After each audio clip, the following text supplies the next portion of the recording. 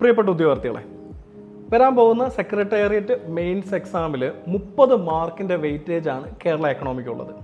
അപ്പോൾ നിങ്ങൾ പ്രിലിംസിൽ ബഡ്ജറ്റിംഗ് അല്ലെങ്കിൽ പബ്ലിക് ഫിനാൻസിൽ യൂണിയൻ ഗവൺമെൻറ്റുമായിട്ട് ബന്ധപ്പെട്ട് യൂണിയൻ ഗവൺമെൻറ്റിൻ്റെ പ്രധാനപ്പെട്ട നികുതി വരുമാനം ഏതാണ്, നികുതിയേതര വരുമാനം ഏതൊക്കെയാണെന്നുള്ളത് നിങ്ങൾ പഠിച്ചിട്ടുണ്ട്.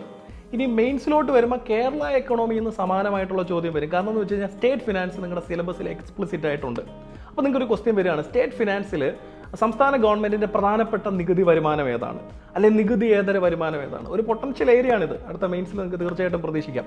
മനസ്സിലാക്കിക്കോ, സ്റ്റേറ്റ് ഗവൺമെൻറ് സംസ്ഥാന ഗവൺമെൻറ്റിൻ്റെ 2023-24 ആക്ച്വൽ പ്രകാരം ആകെ 74,000 കോടി രൂപ നികുതി വരുമാനം ഉള്ളതിൽ 30,500 കോടി രൂപയും വന്നിരിക്കുന്നത് സ്റ്റേറ്റ് GST ആണ്. അപ്പോൾ സ്റ്റേറ്റ് GST ആണെന്ത് ഏറ്റവും പ്രധാനപ്പെട്ട നികുതി വരുമാനം.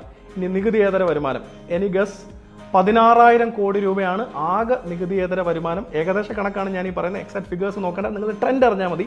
ഈ 16,000 ചില്ലുവാനും കോടി രൂപയിൽ ഏകദേശം 12,500 കോടിയോളം രൂപ ലോട്ടറി വരുമാനമാണ്. അപ്പോൾ മറക്കരുത്, നികുതി വരുമാനത്തിൽ സ്റ്റേറ്റ് GSTയും നികുതിയേതര വരുമാനത്തിൽ ലോട്ടറി.